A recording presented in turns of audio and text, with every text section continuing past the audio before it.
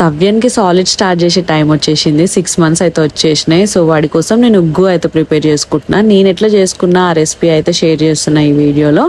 Tea glass ఉంటుంది కదా చిన్నది కప్, ఆ కప్తోని 1 glass రైస్ తీసుకున్నా, 1/2 glass కందిపప్పు తీసుకున్నా, ఇంకా రిమైనింగ్ అన్ని 2 tablespoons ఎర్రపప్పు, 2 tablespoons పెసరపప్పు, 2 tablespoons శనగపప్పు, చిటికెడు జీలకర్ర, ఒక బాదం, 2 కాజుస్ అనమాట. నట్స్ ఎక్కువ తీసుకుంటలేను ఎందుకంటే డైజెస్ట్ అవ్వవంట అవి చిన్నపిల్లలకి. సో అందుకే చాలా లిమిటెడ్గా తీసుకున్నా, 1-2 అంతే.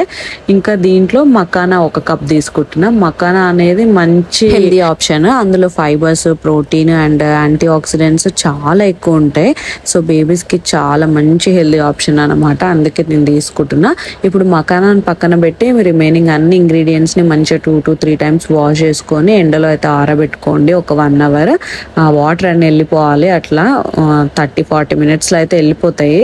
ఇప్పుడు ఉన్న ఎండలకి మనమే డిహైడ్రేట్ అయిపోతున్నాం ఈజీగా. నేను ఉగ్గును తయారు చేసుకునే ముందు ఎంత రీసెర్చ్ చేసినో, ఎంత మందిని ఎన్ని క్వశ్చన్స్ అడిగినో, ఎన్ని వీడియోస్ చూసినో, ఈ బేబీస్కి ఏమేమి పెట్టొచ్చు, ఏమేమి పెట్టకూడదు, ఏ మంత్లో ఏమి ఇస్తే మంచిది అని చెప్పేసి చాలా రీసెర్చ్ చేసిన తర్వాత నేను ఈ రెసిపీ అయితే తయారు చేసి పెట్టుకున్నా. ఎందుకు అనంటే ఈ 6th monthలో మనం చేసి పెట్టే ఉగ్గు వాళ్ళకి నచ్చకపోతే ఫుడ్ పైన వాళ్ళు ఇంట్రెస్ట్ చూపియారంట. అందుకే భయం వేసింది నాకు. ఇగో నేను ఇవన్నీ ఆరబెట్టిన 1 hour తర్వాత చూడండి మంచిగా ఎండిపోయినాయి. అన్నీ కూడా ఇంట్లోకి తీసుకొని వచ్చేసిన.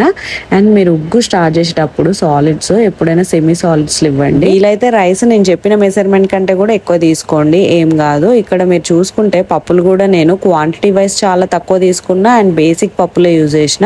చాలా రకాలు ఉంటాయి, కాకపోతే నేను బేసిక్ వే మనకు తెలిసినవే యూజ్ చేసిన. ఎందుకంటే వాళ్ళకి ఫస్ట్ టైం డైజెషన్కి అన్ని పప్పులు కరెక్ట్ కాదు, నెక్స్ట్ మంత్స్లో పెంచుకుంటూ పోవచ్చు.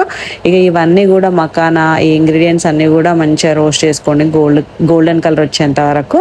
తర్వాత దాన్ని మంచిగా మిక్సీ పట్టుకోండి. పౌడర్, ఫైన్ పౌడర్ రావాలి. జల్లెడ పట్టుకుంటే ఇంకా ఫైన్గా వస్తుంది. దాన్ని స్టోర్ చేసుకోండి. ఇది ఎట్లా కుక్ చేయాలో కావాలంటే కమెంట్ చేయండి. That's it guys. వీడియో నచ్చితే సబ్స్క్రైబ్ చేసుకోండి. బాయ్.